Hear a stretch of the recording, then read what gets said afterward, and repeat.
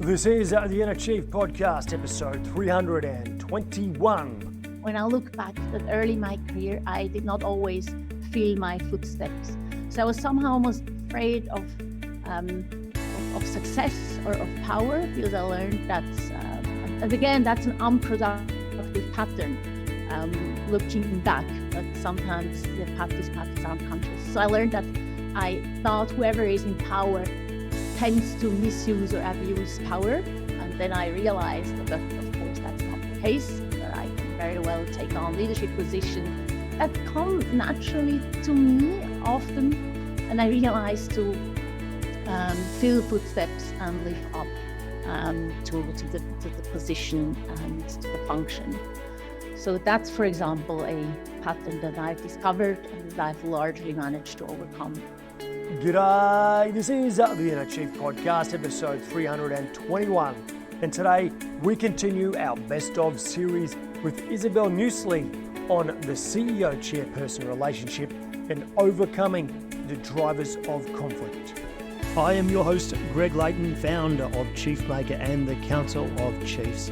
And I believe there is a great chief in all of us, and that through listening to the stories, strategies and techniques of great CEOs, each of you can find and leave your own legacy through your work. The Inner Chief Podcast is where you will learn how to think and make moves like a CEO. For over a decade, I've helped CEOs and senior executives around the world boldly lead change, inspire their people and leave a legacy. So every 2 weeks, I'll bring a deep diving interview with one of these CEOs or another one of a mid to large organisation so you can find your own path to greatness as an executive. In this episode, I chat to the remarkable Isabelle Nüssli. Isabelle is a former US CFO and chairperson of the NUSSLI Group, a leading international provider of portable and permanent infrastructures for sport and cultural events like the Olympics. They built the iconic Bondi Beach Volleyball Stadium at the Sydney 2000 Olympics and have been involved in FIFA World Cups. Isabelle is the author of the Amazon best-selling book Cockfighting, Solving the Mystery of Unconscious Sabotage at the Top of the Corporate Pyramid and Beyond Corporate Governance. Drawing on the latest research and interviews with more than 70 chairpersons and CEOs, Cockfighting presents Isabelle's findings on the conscious and unconscious drivers of conflict and provides invaluable tools for overcoming differences. She has an MBA from the Kellogg School of Management, and she also sits on a number of boards, including as chairwoman of the European chapter of the Chief Executives Organisation. Today, you're going to hear Isabelle talk all about the sheer simplicity and beauty of a handshake, but why you still need a contract. That doubting yourself is absolutely normal and how to use these thoughts productively. The contradictions of power and its relationship with your actions, and how she developed the Chairperson CEO collaboration contract to build trust. G'day, Chief. Now, are you in need of an operating rhythm? An operating rhythm is that schedule of meetings. Actually, it's a bit more than that. It's a system, the drumbeat of your team. And what it will do if you get it right is it will create the culture, it will drive the results, it will bond the team together, it will handle risk, help you see around corners, create creativity, embed the rituals and traditions of your team. There is so much that an operating rhythm can deliver when done right. So Chief, if you'd like to know how to do that, just get our full free resource on it. Just go to chiefmaker.com/operating rhythm, and there's a detailed PDF there with all the hows and whats and whys, some of the pitfalls, and an example schedule for you to follow. chiefmaker.com/operating rhythm and create the drumbeat for success in your team. Right, Chief, let's listen to our Best of series guest, Isabelle Nüssli. Isabelle, welcome to the Inner Chief. Thank you very much. Happy to be here. Isabelle, look, we have a bit of a tradition here where we get everyone to tell us a bit of a story about their childhood, something that sums up their early life. Could you give us a bit of a story about that? Sure. So I grew up in a 600-year-old flour mill in Würenlos, which is near Zurich. And I was born into a family business of 5 generations, which was construction. So, and this entrepreneurial spirit has shaped me greatly. So my parents, they've always stayed grounded, and I grew up with a handshake mentality, which, as I learned later, not only builds trust, but also has a second powerful element to it. But I'll explain later. Yeah, sure. So from a young age, I've always been interested in people. I don't know why, but I've always loved being and interacting with people. And at the same time, I got fascinated by business, by building and growing a business. So I had the chance to work, live, and or study in different parts of the world. So that's why I would call myself an international citizen. So when I look back, I consider myself very lucky because I have had amazing, diverse, unusual, but also painful business experiences at a fairly young age, from which I could learn a lot. So I would not be today where I am had I not had these experiences and also challenges. So I was chairperson, as you mentioned, of an international company. So I not only learned about the market in an ever-changing world, but also about the extremes of organizational politics. And at that time, having had a business background, an MBA, I was left with unresolved questions. So, for example, what makes a person act a certain way, or why do people have an ambivalent relationship with power, etc. But I also learned a lot about myself because I questioned what could I have done better or differently. And then interestingly, I spoke to other people in senior positions, and I learned that I was far from alone, that most of them had experienced similar turmoil, but had never spoken about it. It almost seemed as if it was viewed as a taboo to admit issues of such nature. And I thought, interesting. I would love to learn more about it because I always try to understand this. That's how I can improve and I can make a next step. So I dove deeper into international business law, especially corporate governance, because we also had what we thought clear corporate governance in place. And then I dove into applied psychology as applied to business. So I conducted interviews with 70 chairpersons and CEOs, which produced novel insights and led me to the writing of the book Cockfighting.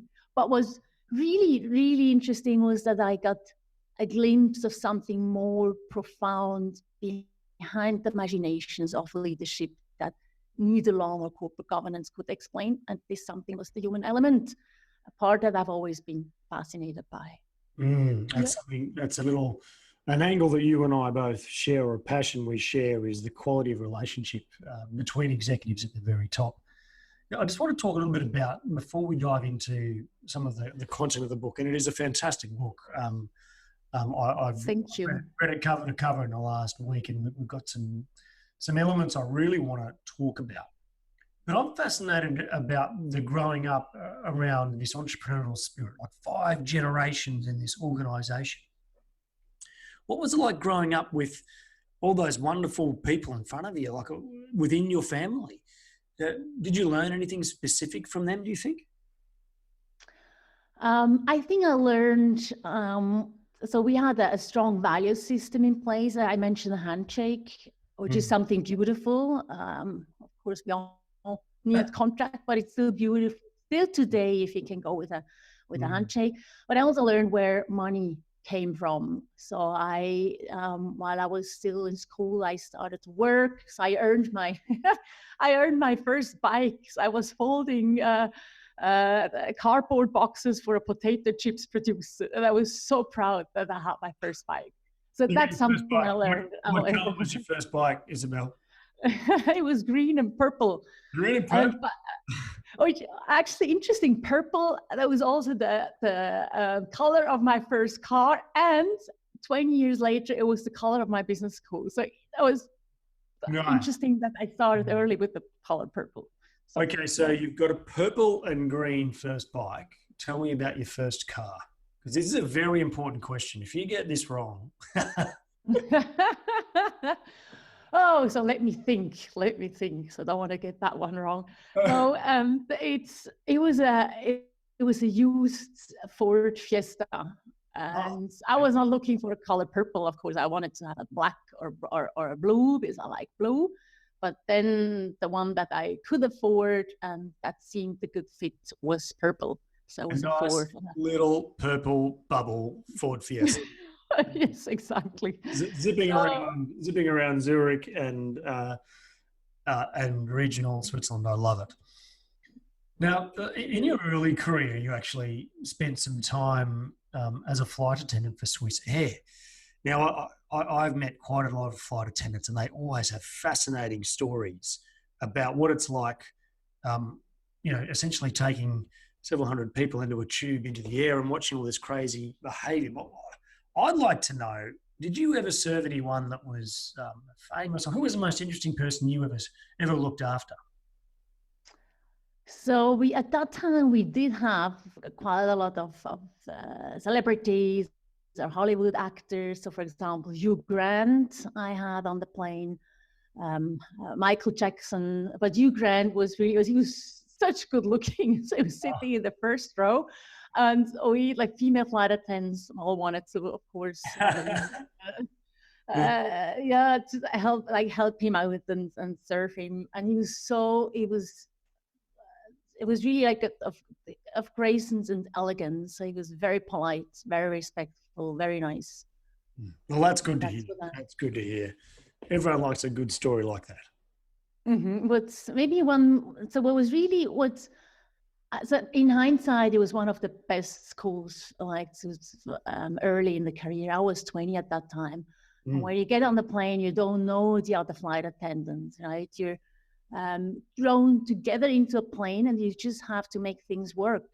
So this is teamwork at its best, and you learn a lot about yourself while doing this. So and of course, you get to see the world. So it was a fantastic opportunity for me. Mm-hmm. What was the most interesting place you went to in the early years? It's a tough one. So I hadn't traveled that much prior to my joining Swiss Air. So the first long haul was actually, no, my first flight was to South Africa. So we had a 9-day, it was a 9-day trip.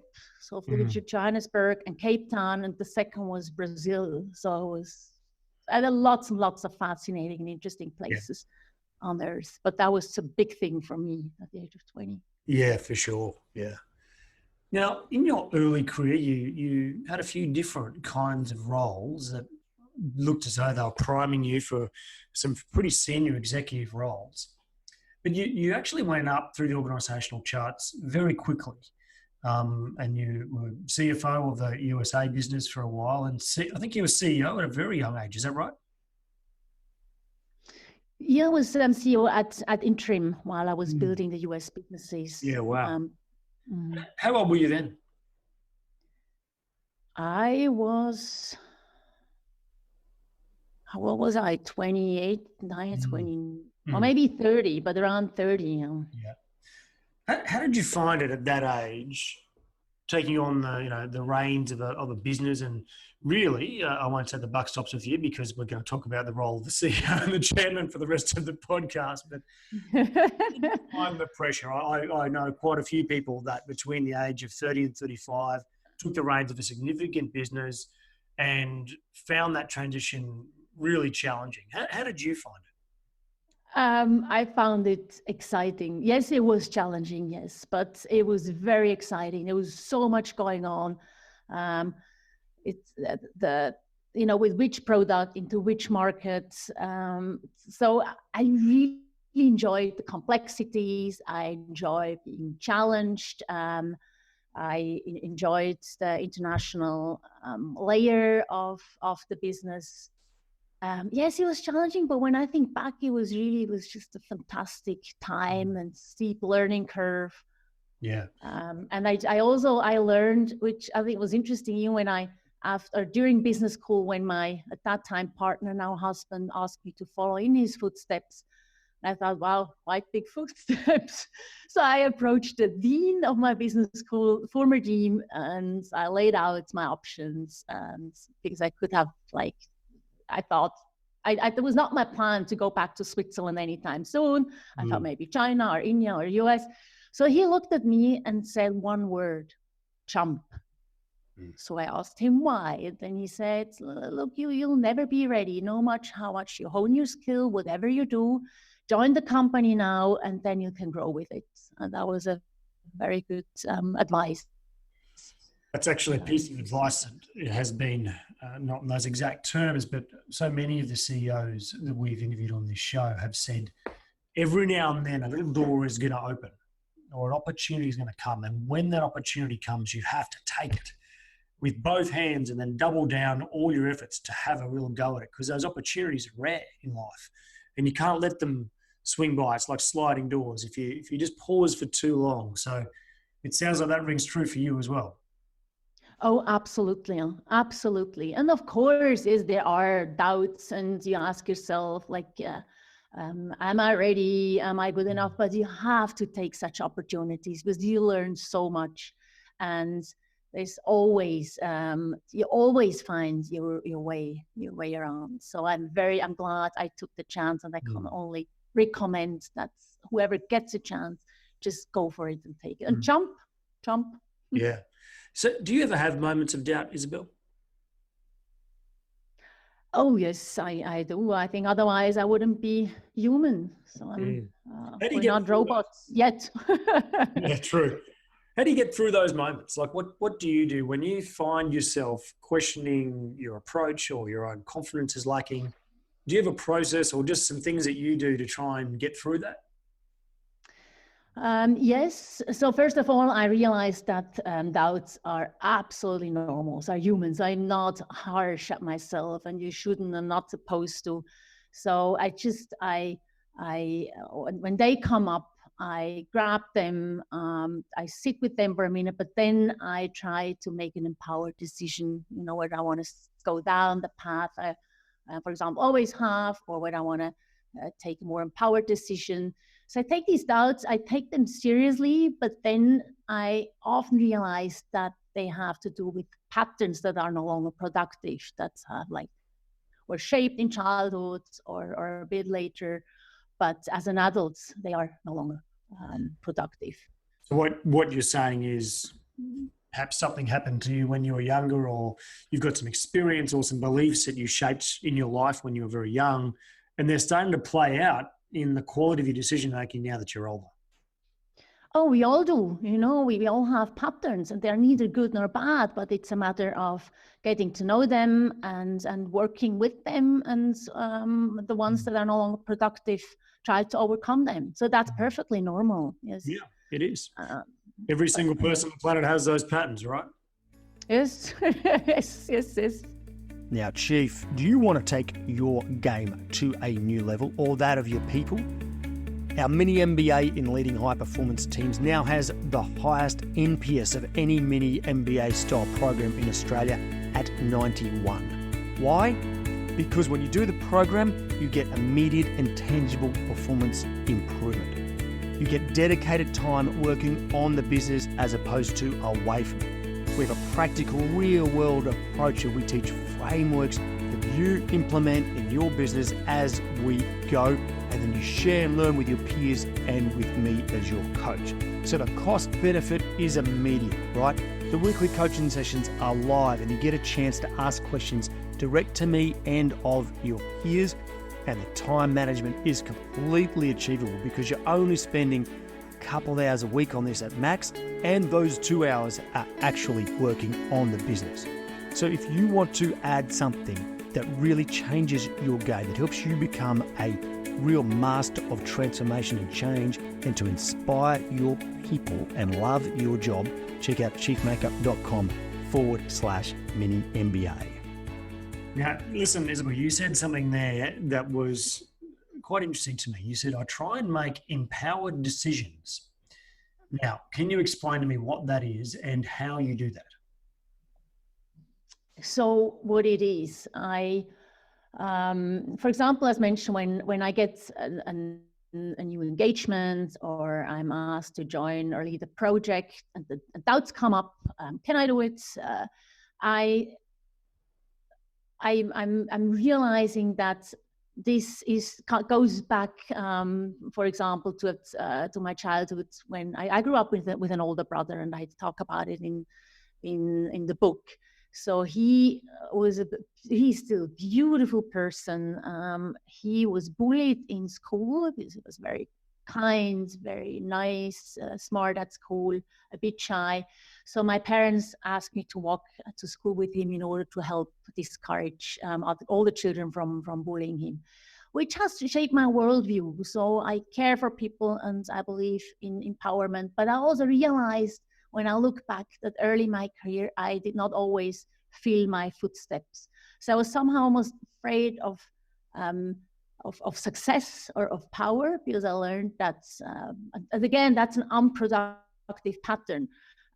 Looking back, but sometimes these patterns are unconscious. So I learned that I thought whoever is in power tends to misuse or abuse power. And then I realized that, of course, that's not the case, and that I can very well take on leadership positions that come naturally to me often. And I realized to fill footsteps and live up to the position and to the function. So that's, for example, a pattern that I discovered and that I've largely managed to overcome, which is pretty exciting. So I tell you what, that's a beautiful description. I love the term "fill your footsteps" because so often I think when we're in a scenario and maybe a few people start to get on their high horse a bit and there's some power plays in the room, often we shrink a little bit, we'll shrivel up a tiny bit, and we're not our full self. We don't really bring 100% of our own personal power, and I mean that in the most positive sense, to the room. And as a result, we miss out on something. But the other thing you said there, I think, is really interesting, is that you're afraid of power or success. And you learned that was due to some assumptions you were carrying that were actually incorrect, and that you overcame those. I think that's really powerful. Down here in Australia, we have a term called tall poppy, which is about when people who are sort of over-successful, we try and drag them down, particularly if they're quite egoic about it. And I actually think deep within people's psychology, at a very unconscious level, they actually self-sabotage around success and avoiding power or avoiding money because they feel like other people might think of them poorly. Yes, I agree. And I think it goes even both ways, either avoiding or overcompensating. You know, that ignorance is on the same scale, just opposite scale of shame and insecurity. So it's also sometimes a cover up. Yeah. And I also found, which was interesting in my interviews, that the relationship with or definition of power was quite ambivalent. So there's in a way a fascination and an aversion combined. Yeah. Tell me about that. What did you find out about people's different definitions of power? Because I think this is a really fascinating point. Yeah, for example, when I asked about the meaning of power, many interviewees said, I'm not in favor of power for the sake of power, but in order to achieve goals. And some contradicted themselves a bit later, saying, I don't like to play number two. It's nice to receive applause and get the laurels. But what I also realized that the level of or amount of self-reflection, level of self-awareness was also quite different when it came to the answering of that question. But again, I think in general, the relationship with or around power has an ambivalent tone to it. Yeah, when I think about it, when just say we have a CEO or an executive or even a manager, the first time they experience for want of a better term, the power of that role and its responsibility and what they're accountable for, they can play all sorts of tricks with their ego and with the way they use that power, some positively, some negatively, some, as you say, with ignorance, not even sure that it's even playing a role. And I think that's a really important point. As you grow that self-awareness, that's a point to understand is your relationship with the power of the role. Yes, absolutely. And I think it's very important to separate role and identity, which came out very clearly in my interviews. So that you don't identify yourself too much with the role, with the function, um, Oh yeah. because whatever you never know what's going to happen. First of all, I believe you're not at your best if you combine these two, and second of all, if for whatever reason you leave or you're laid off or any like impending crisis kicks in, it'll be very hard to separate at that point in time, separate role from identity, because then they'll just fall. There's a lack of purpose and identity. I've seen this with quite a number of CEOs in particular, with CEOs of major companies. And then for one reason or another, either they left the role or they were asked to leave the role. Then for the next year and a half, they're looking for the next big role, because it can often be a long way over between roles. And they're lost because they don't have that title anymore. And they were really closely associated to that title and what it meant and the rush of it. And actually, it really played a difficult part in their life. Now, Isabelle, in a minute, I want to open up the can of worms on this book, but I just want to ask one final question about feedback. You've obviously learned very quickly about yourself, and you've become self-aware over the years.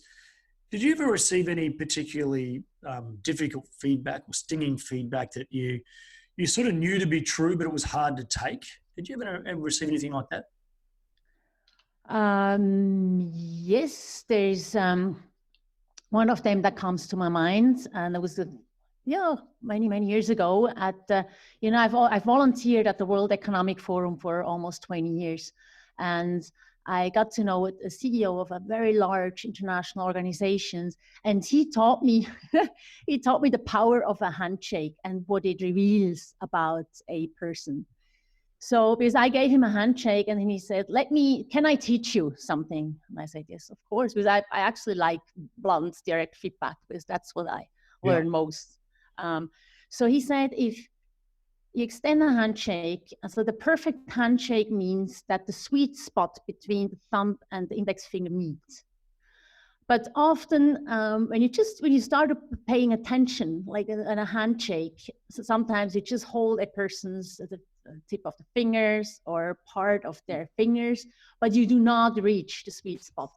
And it does actually tell something about could be momentarily or general openness and willingness to trust.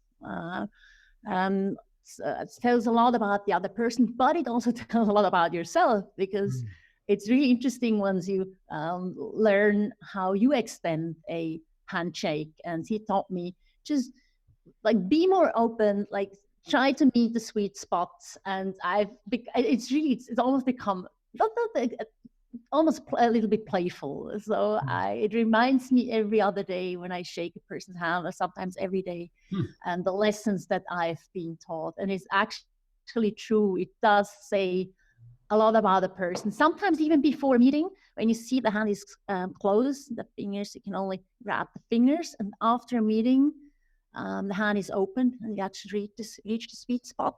So it's interesting. Just pay attention. Yes. And it was hard. I thought, hey, I grew up with a handshake, so I'm supposed to know what the perfect handshake looked like, but I didn't realize that unconsciously I was maybe somehow not fully open or... Wow. And he picked it up and said, you know what? Now let me teach you how to do this. Okay, let's dive into some of the findings in your book, because it is a fascinating book about, in particular, the relationship between a chairperson and a CEO, and a lot of the conscious and unconscious drivers of conflict. And there's a few things I'm just going to introduce a little bit, because there's a few statistics that I found really fascinating. You've interviewed over 70 CEOs and chairpersons in this. 95% believe the relationship between the CEO and the chair did not work well. And I think that is absolutely fascinating. So I've got a couple of questions around that. First of all, because not everyone listening to this is going to be a CEO or a chairperson. The amount of coaching I do, an enormous amount of it is about the relationship between a person and their boss. 50% of people leave their jobs because of their relationship with their boss. So this, well, even what you wrote about in the book, I'm guessing it's quite pertinent for people who aren't in those roles, for anyone who's in a challenging relationship with their boss. Would that be reasonable to assume that? Yes. Yeah, true, right, yeah. So tell me, when we talk about, there's another quote that you have. It says, while the business world is constructed as a rational system, its practical functions are rife with irrational behavior. I'm going to say that again so people catch it. While the business world is constructed as a rational system that makes sense, it's got logic, it's got governance, it's got structure and economics, its practical functions are rife with irrational behavior.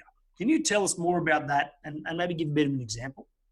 Yes, maybe just to step back, maybe tapping a bit on your previous question. So all interviewees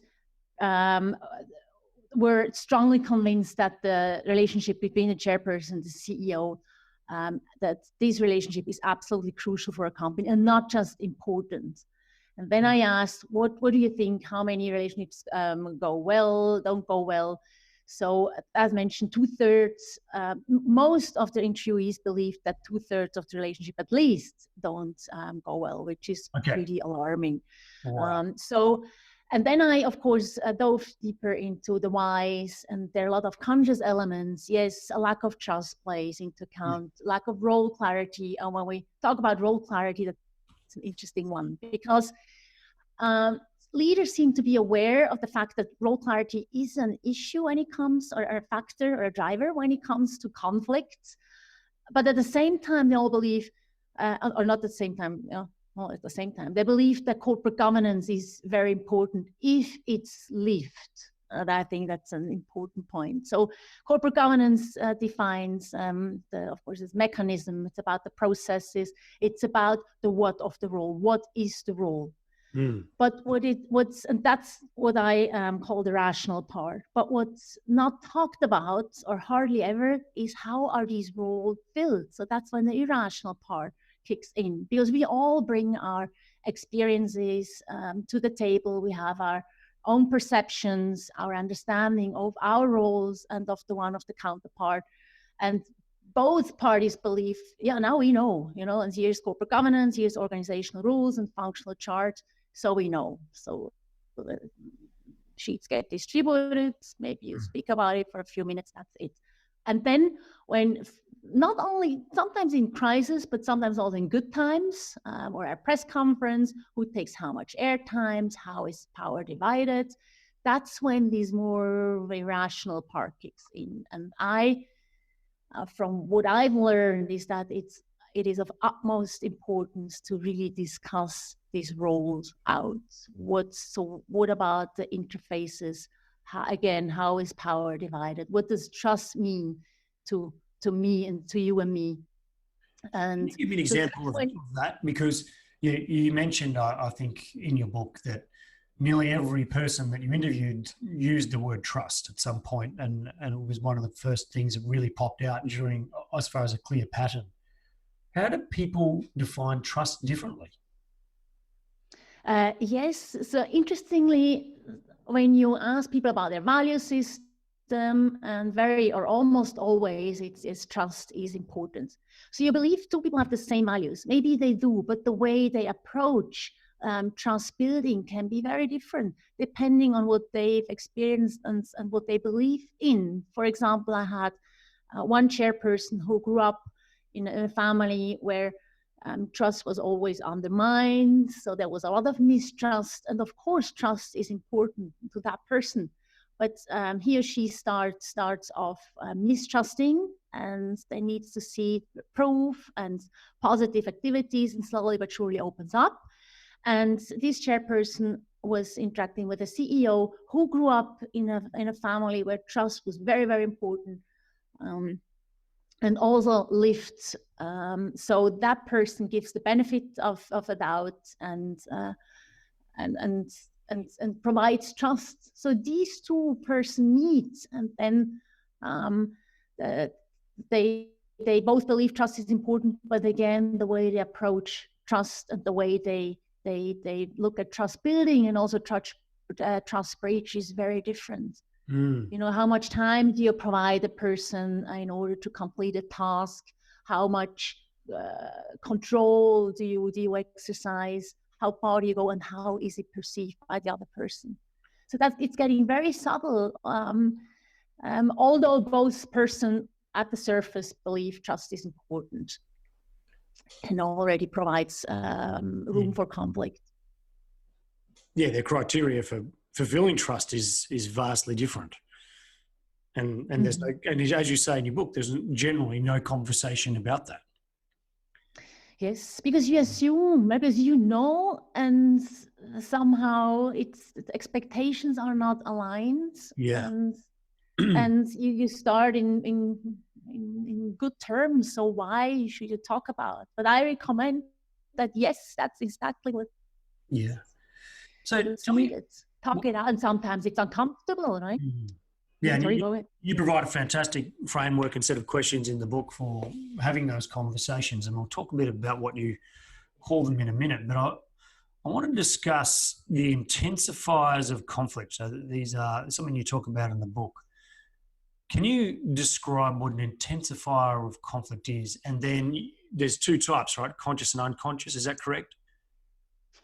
So there's conscious driver in general, unconscious drivers, and then the intensifiers that intensify how the unconscious drivers undermine the conscious drivers. Can you just, for example, concept to us so we can really understand it? Yeah, so the conscious drivers were the one that came out in the interviews when I asked the leaders, why do you think the relationship, your relationship works well or doesn't work well? So again, it was lack of trust, or yes, trust was present. Second one was role model or anti-role model. And it's just our role clarity, of course. Yes, the clarity of and role model, anti-role model. And then, so you would think, okay, if these elements are conscious, why is there still so much conflict? Then why don't we do something about it? So what makes this a bit more tricky is that they are unconscious drivers, and the name reveals it. They are unconscious. For example, how much our upbringing has shaped us, the worldview we have, the value system we believe in, or for example, the definition of and relationship to power, or the amount of time these two spend together. And it's not just, for example, a chairperson is hardly ever full-time, that by nature they spend less time together, but very often if they don't get along that well, or if there's a slight mistrust, they tend to spend less time together. But if you spend less time, it also means inferior quality of communication, which is likely to harm a relationship. So time spent is also an unconscious driver. Yeah, sure. And then there's another one. There's the one I described, how corporate governance is lived. So the how and how are roles filled. But when it comes to intensifiers, and that was like a big novelty, was the first intensifiers has to do with birth order. So I found that almost all, and it started around interview 6 or 7. So then I found that almost all of my interviewees were functional firstborns, which means either biological firstborns or single children, or younger or youngest with an age gap of at least 5 years, or just step up into the position of a firstborn, or had to because of unusual conditions such as a loss of a parent, or because he or she was a firstborn boy or girl, which mattered in that culture or family. That sort of assumed the lead role in the children of the family. Yeah, it's a perceived role. It's not the numerical role, number one, number two, number three. Perceived, right? Yeah. Yes, exactly. And it was really, isn't it fascinating? Almost all of them functional firstborn. Wow. I thought, wow, how cool. Really interesting. I need to learn more about it. Yeah. So just to recap a bit, so the conscious drivers are things like trust, role clarity, and you mentioned in the middle there, the model or anti-model. So this would be someone that they would almost, they've had exposure to throughout their career, and they either they want to emulate that person, or they want to do the opposite. They're an anti-role model, and they're like, I don't want to be anything like that person. So they're quite consciously aware that they're trying not to be, or they're trying to be like an individual. So absolutely. Could have been a former boss or a parent or a school teacher. Yes. Yeah. And so sometimes, so these three things in particular, if people have different versions of trust or different role models, or different definition of the clarity of role, that's going to lead to conflict straight away. Yes. Yeah. But as mentioned, these are the conscious. But then you ask, okay, well, but if it was so easy, why are there still so hard, right? Yeah. So much cockfighting. Yeah, that's right. That's right. And that's why, I actually quite like the topic of the book, because it's, it's based on the illegal cockfighting of roosters, right? And I've worked a lot with the top people in organisations. I like the word cockfighting. Also, I tend to use the word thoroughbred racing, because you get all these thoroughbred horses essentially running around at 100 miles an hour, and they're all so energetic and so aspirational that if they don't have the right direction, or they're not going the same direction, almost racing towards the same outcome, it's absolute chaos. Right. Yeah, and with chickens, it's not just the roosters; it's also hens, rooster, hen, roosters. Exactly. So, yes.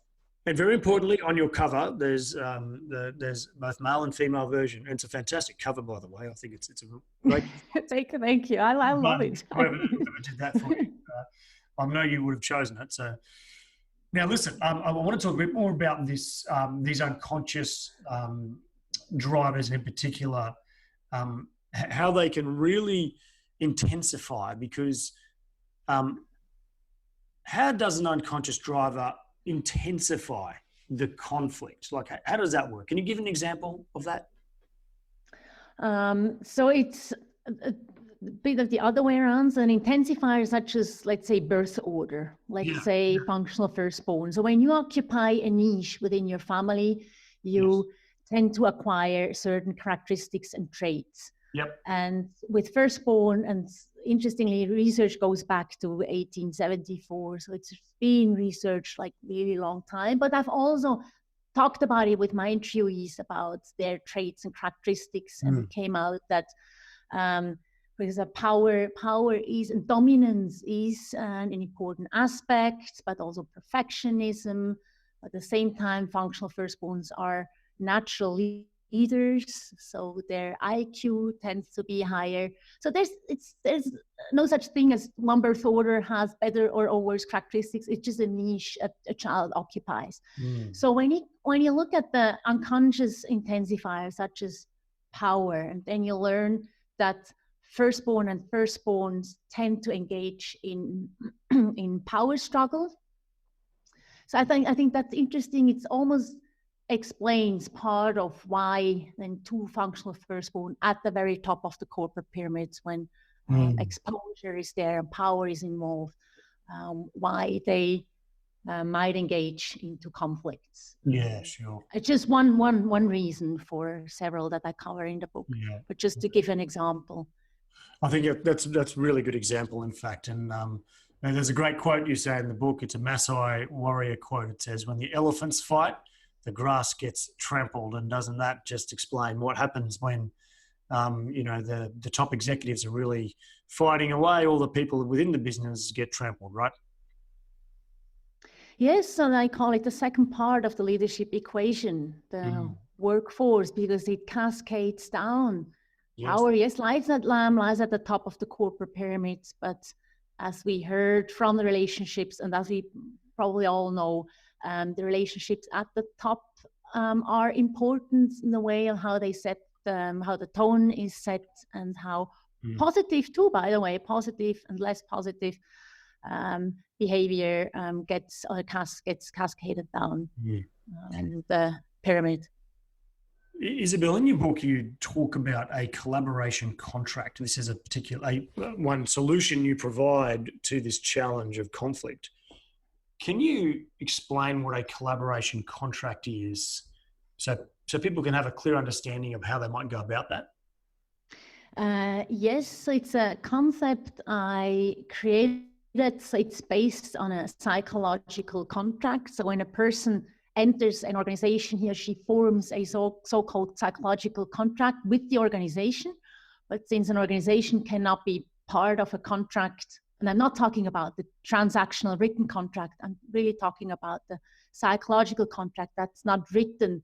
It's just you bring your experience, you have expectations, and you hope that that your needs get met. And so again, it's psychological. But since an organization cannot be part of a contract, usually the other person at the table strongly influences this contract, and very often it's the chairperson for the CEO, and often vice versa, but could also be a board member or a shareholder for the chairperson.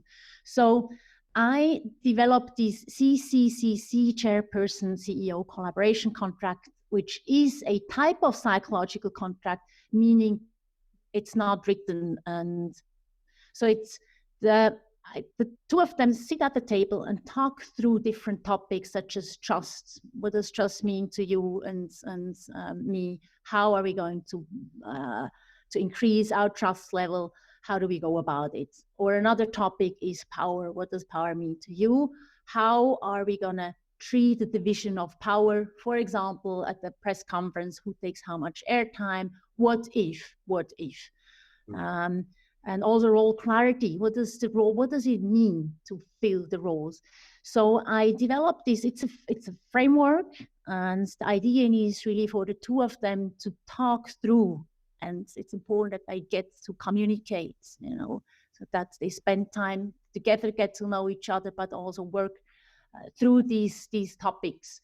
And it's ideally this process is facilitated by an independent moderator, because if not, either one person, not one person is superior, so so it's important that that person does not exercise power. Yeah, over the other. Power plays out, right? Yeah, and or vice versa. It can also be the informal power that one person holds. So I recommend that it's facilitated, and these two can always decide whether they want to reveal part of the outcome, or at least just that they've completed the contract, whether they want to reveal it to the workforce or not, or to the board. And this contract also includes a part that's directed towards self-reflection. So that's a part that's not talked out, just that each person thinks about, okay, what's my pattern? What's my worldview? How has it been shaped, and how does it affect the way I act and behave, and is it still productive? And when does my ego get kicked in, and do I want that or not? And is it beneficial for the relationship or not? And how can I contribute to the improvement of the relationship? Well, that's fantastic. And as I said, that contract and to have that conversation is in the book, but I would support you in saying you should have someone help facilitate that, so you don't have the power struggle playing out in the very thing that should be stopping it, right? I'm going to put some links to your book on the website, but just search Cockfighting and Isabelle Nüssli on Amazon, and you will find the book. It is right there, ready to go. So make sure you check that book out. It's really good. Chief, more from Isabelle in a minute. Now, recently I had Jamie Fuller, former CEO of Skins and now chair of EO, on the show. We spoke about learning from the world's greatest athletes and teams, and how to cope with hypergrowth and the concept of perseverance. Here's what Jamie had to say about the things he got wrong about athletes. I got so caught up in the naivety and the passion that sport represents and means to all of us. For these guys, it's a job. And I remember I got very close to Brett Lee. Worked closely with Brett. And I remember one night saying to Brett, do you really appreciate how fortunate you are to do what you do, and be paid large amounts? And that was where my head was at that stage. In hindsight, it was just such the wrong thing to say. It was just the wrong attitude. Yep. This is his future, and what he achieves as a player, he can do as a player. He sets himself up and feeds his family and educates his family. You can listen to that wonderful chat with Jamie by going to chiefmaker.com/319. All right, Chief, let's get back to our best of series with Isabelle Nüssli. Now, Isabelle, a few final questions before we wrap things up. How do you, in this amazing life you've got, how do you manage life balance? That's very, very, very important. For me, it's a balance between action and reflection.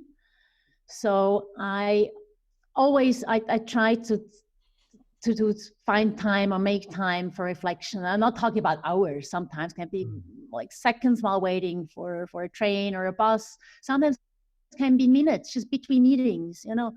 No athlete works out 12 hours, but in business you see often that meetings are scheduled back to back without time for reflection. So when I have meetings, I schedule back-to-back meeting. No, I do not schedule back-to-back meeting. Actually includes time for reflection. That's important in my life because it helps me increase self-awareness. And I believe when I know what's going on and which direction I'm going and why I'm taking better decisions and I'm more focused, and which brings me to the action part. So again, with a good leader, I believe, balance actions and reflections, but also makes time for downtime. Because we're trained early on that being busy is great. I don't know if your parents or teachers taught you or proclaimed that doing nothing is good. Probably not. No. So of course I do catch myself like once in a while, and then I fall back, but then I hope I realize it, which I've become better and better. And then I smile because it's just so, it's fascinating. If you catch yourself and say, no. And no, just don't say that, don't do that. Because it doesn't add any value. And then you learn how to take yourself more, a bit more lighter. But again, it's important, action and reflection, balance. And what I also believe, when you have an experience, maybe not so good one, it's still on you, on which part of the balance sheet you want to place it. Was it a good experience or a less good experience? And I think that's quite powerful because it stays with us. We have that choice. In business, you cannot play around the balance sheet. But in personal life, you can. And I think that's great. What do you do to keep learning? I believe in lifelong learning. So I'm so curious about so many things, and I'm a huge Googler. So when I have always questions to life and something like either a tree I see or a business I read about myself. So then I Google. But I continue to learn. I just completed another degree. I read a lot. I learn a lot from people. Interestingly, I learn a lot from people's experience, from their stories, and it sticks with me better. Most of the time, better than if I read a story. Sure. So I'll be a lifelong learner, and I enjoy it. Great. Now, listen. I normally have a question, which is, what is the number one book you recommend for professionals? And we're going to say the number one book is your book. Okay, let's just put that down on the table. So there's the number one. So what is the number two book you'd recommend for people to read who want to accelerate their career, have a bigger impact, enjoy their life better?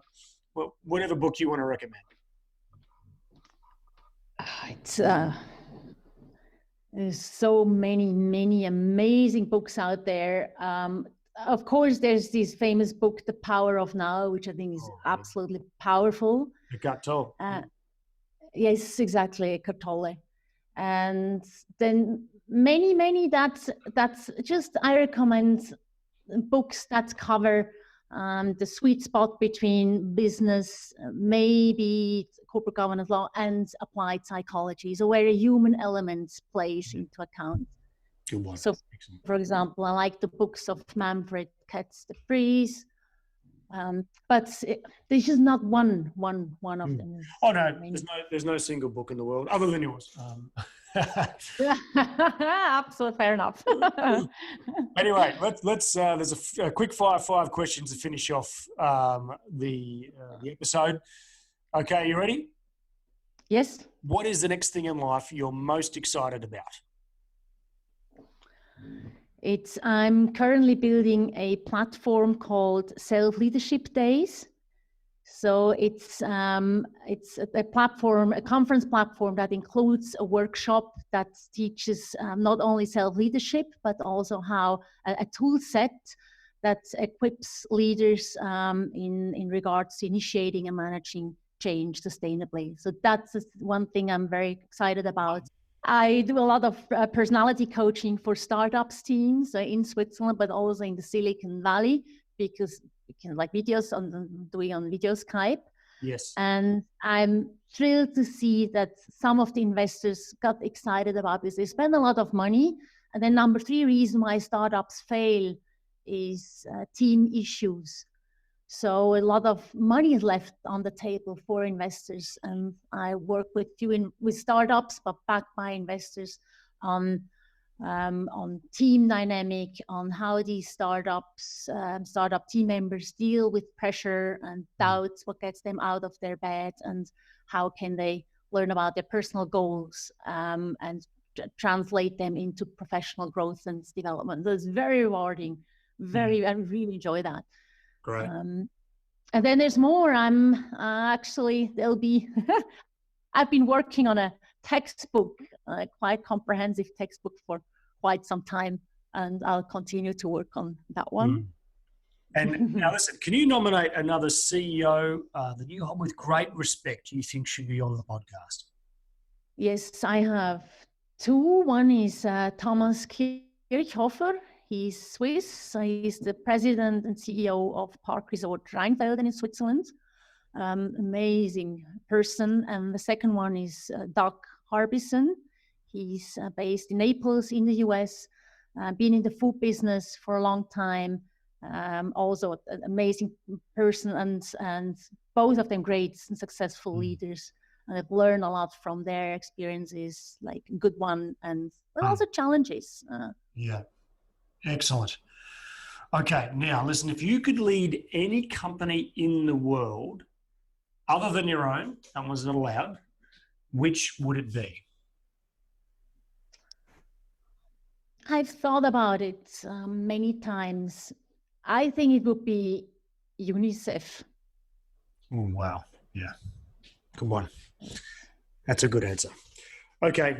The floor is yours now. You can wax lyrical as much as you like. What is your final message of wisdom and hope you think is vital for the next generation of executives? So it's just become aware that one day your life will flash before your eyes.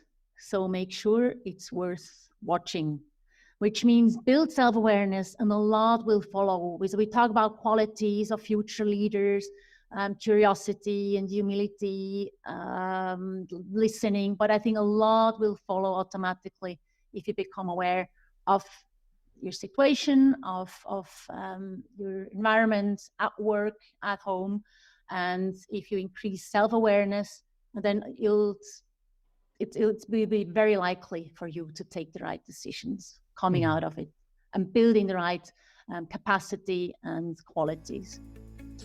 That is a fantastic way to finish, Isabelle. Thank you so much for your time today. It's been a pleasure having you on The Inner Chief. Yeah, it's been a pleasure. Thank you very much. It's really been a delight. Okay, Chief, that sums it up for this week. I hope you enjoyed that magical chat with Isabelle. She is a big hitter and doing remarkably good and valuable work. And really, really valuable. All the links and resources, including to her book, can be found at chiefmaker.com/321. Now, Chief, if you're yet to rate the episode and subscribe, I hope you'll do so soon. It helps others see the magnificent value that the chiefs and gurus on the show bring to their life and career. So make sure you hit subscribe on your podcast app now, give it a 5-star rating if you think it's worthy, and leave a short review about your favourite episode. Righto, Chief. As always, remember to stay happy.